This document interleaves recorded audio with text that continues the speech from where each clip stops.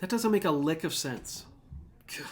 Hi, it's a new year, and did you know that of all the times in human history that you could have lived, in all the places around the globe that you could have been born, to all the parents you could have been born to, in every culture, language, tribe in the world, you were born to your parents in the town you were born in, so that you could be alive where you live, watching this right now.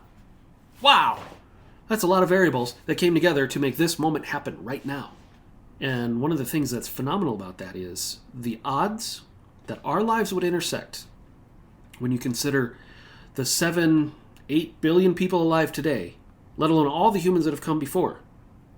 The odds that our lives would intersect at all are mathematically ridiculous. And yet here we are. Isn't that cool? What's even cooler is it wasn't an accident. Totally wasn't an accident. And that goes for anyone and everyone you will interact with today. In fact, the Bible teaches in the book of Acts, as Paul is giving a sermon in the city of Athens, in Acts chapter 17, he says this: "The God who made the world and everything in it, being the Lord of heaven and earth, does not live in temples made by man, nor is he served by human hands, as though he needed anything, since he himself gives to all mankind life and breath and everything. And he made from one man every nation of mankind to live on all the face of the earth, having determined allotted periods and the boundaries of their dwelling place, that they should seek God and perhaps find their way toward him and find him, for he is actually not far from each one of us." Paul is reaffirming in this sermon in Athens in Acts chapter 17 that God is in charge. He's in charge of who we are, when we live, where we live. Why? So that we might seek him and perhaps find him. And so the chances that you meet somebody, or you already know somebody that you care about, that the intention of you knowing them from God's perspective is so that they would seek him and find him, because he's not far from them, is a good thing to remember sometimes. So as we enter the new year, just remember, you're not an accident. Where you live is not an accident. Who your parents are was not chance. It was God determining the time and place for you and me so that we could have this conversation right now. So let's make the most of it. Hopefully that's what I was trying to do. Anyway, we're moving forward into a new year here at Grace Church. There's a lot going on.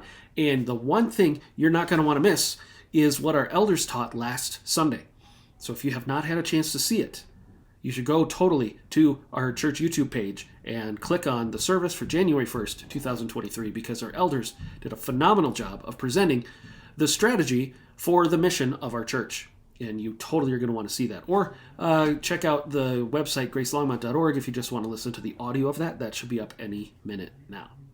Also, this Sunday, 8:30 and 10:15 is a normal Sunday in the sense of the times that we'll be meeting, but it is not a normal Sunday in terms of it is our annual Vision Sunday.